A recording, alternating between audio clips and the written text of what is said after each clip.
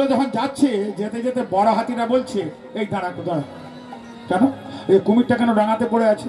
আমরা ডাঙার প্রাণী ডাঙায় থাকবো, ও তো জলের প্রাণী জলে থাকার কথা, ও কেন ডাঙাতে শুয়ে আছে? অন্য হাতিগুলো বলছে, এই তুই যাস নে, ও কুমির হচ্ছে খল প্রকৃতির প্রাণী, তোর ক্ষতি করবে। বলে আরে ভাই জিজ্ঞেস করিস, শোন না কি বলে ও। তো বড় হাতিটা গিয়ে বলছে, ও কুমির ভাই, তুমি এই ডাঙাতে শুয়ে আছো কেন? কুমিরটা দেখলো হাতিটা আমাকে দয়া করতে এসেছে, ওর বিপদ ঘটাতে হবে। তাই কুমির বলছে, জানো ভাই, আমি একটু ওই রোদ পোয়াতে উঠেছিলাম ডাঙাতে, শরীরটা খুব খারাপ লাগছে, আমি জলে যেতে পারছি না। কি করলে জলে যেতে পারবে? হাতি দাদা, তুমি যদি আমাকে পিঠে চড়িয়ে ওই সরোবরে পৌঁছে দাও, তাহলে আমি ঠিক চলে যাবো। হাতি বলছে, তাহলে আমার পিঠে চড়ো। যেই হাতি নুইয়েছে পিঠে চড়ার জন্য, অন্য হাতিগুলো এসে বলছে, এই দাঁড়া দাঁড়া দাঁড়া।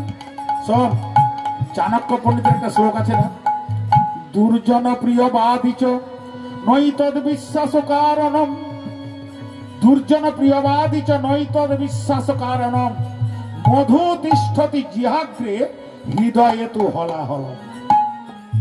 তিনি দুর্জন ব্যক্তি, সবসময় মধু মধু কথা বলবে, কিন্তু অন্তরের মধ্যে তার বিষ আছে। তুই চলে আয় বলছি। বলে না ভাই, ও বিপদে পড়েছে, আমি ওকে ওই জলে পৌঁছে দিয়ে যাবো।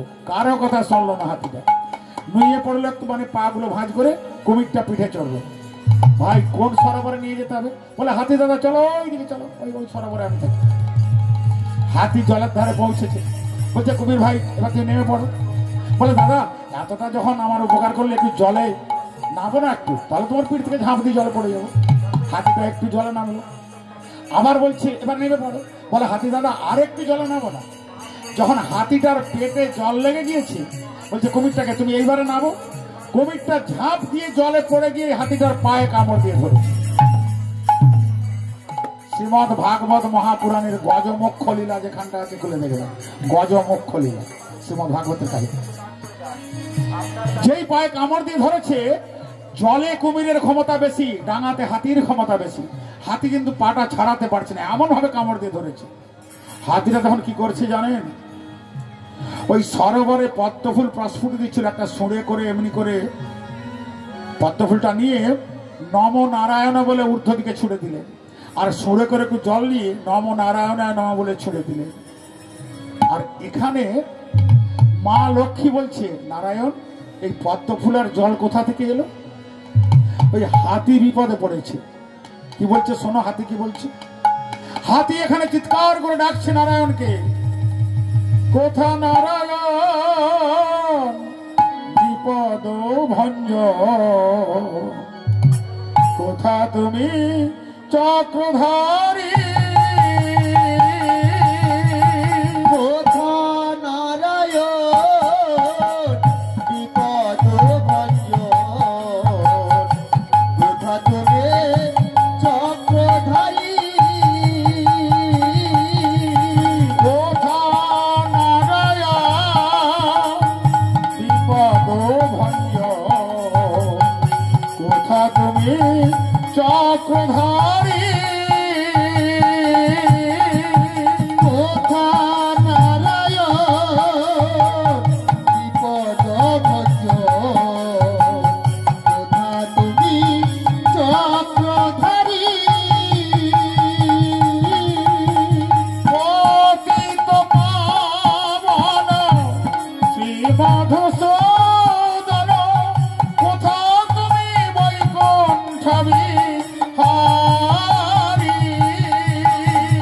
পতিত পাবন শ্রী মধুসূদন, কোথা তুমি বৈকুণ্ঠ বিহারী,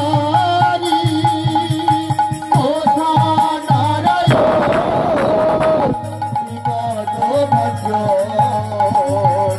কোথা তুমি চক্রধারী, কোথা নারায়ণ বিপদ ভঞ্জন, কোথা তুমি চক্রধারী। নারায়ণ উঠে পড়েছেন আসন ছেড়ে, বলছে গরুড়, গরুড় তুমি কোথায়? যেই গরুড় এসেছে, বালকী বলছে আমিও যাব, আমিও তোমার সঙ্গে যাব। কেমন সে হাতি, যার সুরের জল, যার ওই পদ্মফুল, বৈকুণ্ঠে এসে হাজির হয়েছে। মা লক্ষ্মী আর নারায়ণ গরুড়ে আরোহণ করে যেখানে হাতিটা বিপদে পড়েছে কিছুটা দূরে এসেছে, কিছুটা দূরে দাঁড়িয়েছে। গরুড়ের পিঠ থেকে নেমে নারায়ণ বলছে, সুদর্শন সুদর্শন।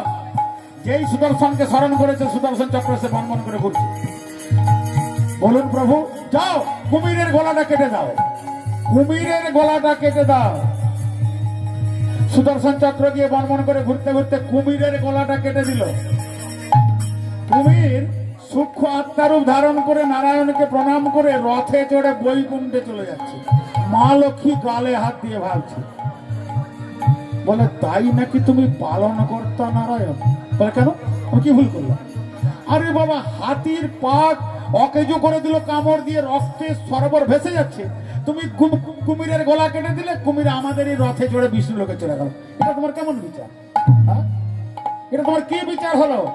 কুমিরের গলা কাটলে ঠিক আছে, কুমির চলে যাচ্ছে সূক্ষ্ম রূপ ধরে ওই যে বৈকুণ্ঠে রথে চড়ে, নারায়ণ আসছে। লক্ষ্মী এখানে বুঝতে পারলো না? বলে না, আমি বুঝতে পারলাম না। শোনো লক্ষ্মী, আমাকে পদ্ম ফুল আর জল কে দিয়েছিল? হাতি। হাতি দিয়েছিল, কুমির তো দেয়নি। আর কুমিরটা কার পায়ে কামড় দিয়ে ধরেছিল? না হাতির পায়ে।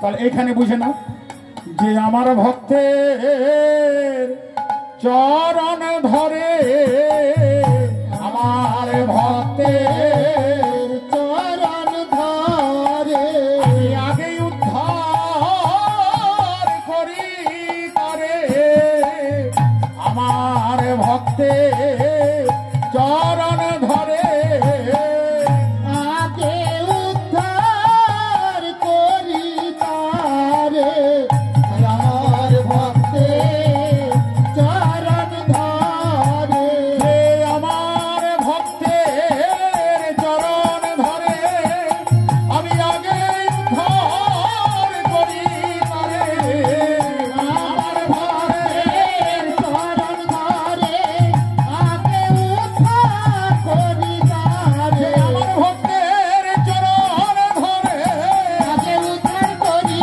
তারে, আমার ভক্তের